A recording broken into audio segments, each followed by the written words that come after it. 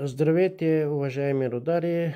Днеска пак започвам поредното ми видео, което ще бъде качено тук в TikTok и в YouTube. Поредицата ми от видеа за произхода на родарите. Днеска ще дам следната информация, че професор Ангел Ангелов е написал следното за траките, нашите прадеди,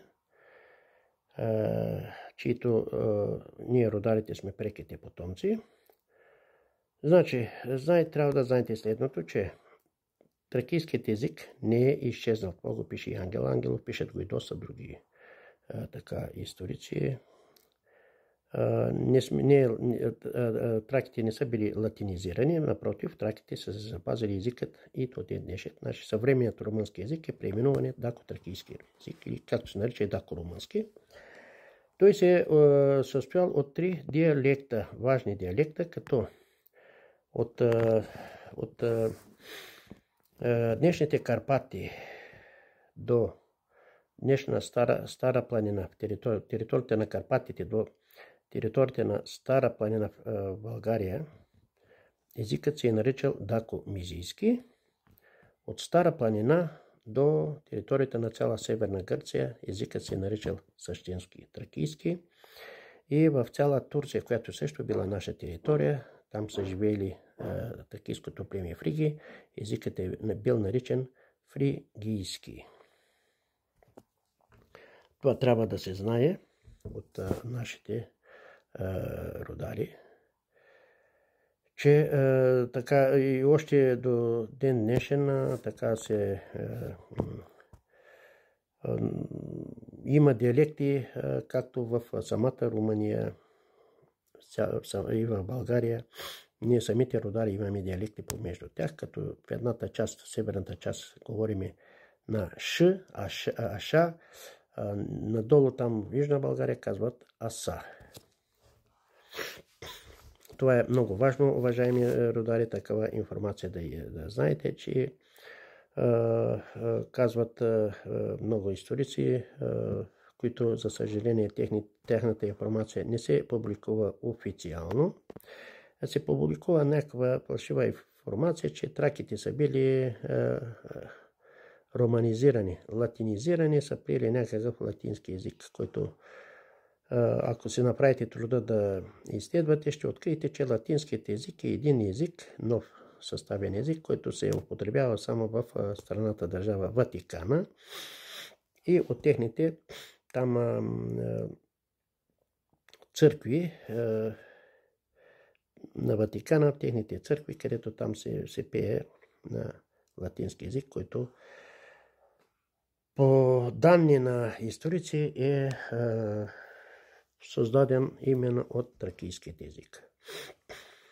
Нашият език, трябва да знаете, че стои в основата за създаването на почти всички съвременни езици.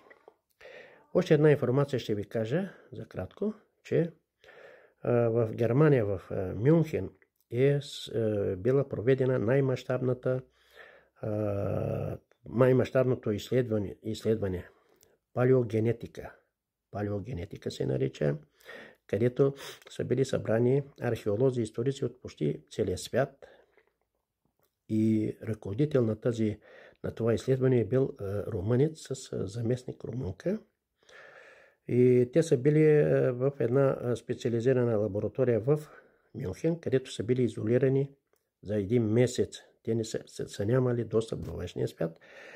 Аз съм разговарял лично защото румънецът е починал. Румънката е още директор на исторически музей в Букурещ и съм разговарял с нея. Тя ми е дала следната информация, че те за един месец, след като са били изолирани от целия свят, са достигнали до резултатите, че най-старият доказателство за съществуването на най-старият човешки вид в целия свят, това са днешните Карпати. Там са открити останки от най-стария човешки вид и това са били даките, като самите даки вече са били дори смесени с неандерталци.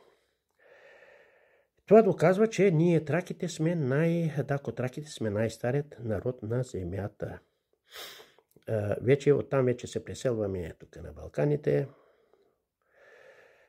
и получаваме различни имена, но почти всички тракийски племена произлизат от даките. Така че, уважаеми родари, разберете, имаме славна история. Ние сме най-древният народ, затова сме най-древният народ. Трябва с това нещо да си гордеем. Говориме този румънски съвременен език, който е преименуван от дако-румънски. Значи, дако-румънски, това е, че езикът е на дакотраките, преименуван в румънски. Това е най-старият, най-чисто запазеният език. Език, който стои в основата за създаването на съвременните езици. И е несправедливо този народ, родарите, да бъдем укривани и да се правят всякакви опити да бъдем поставени под ромския знаменател. Значи това се прави тенденциозно с цел нашето духовно унищожение. Но аз се опитвам чрез тази информация, която ви давам, да събудя вашето съзнание и така да събудя и уважението и респектът на другите народи, специално към нас, родарите. За сега ви казвам довиждане и до нови срещи.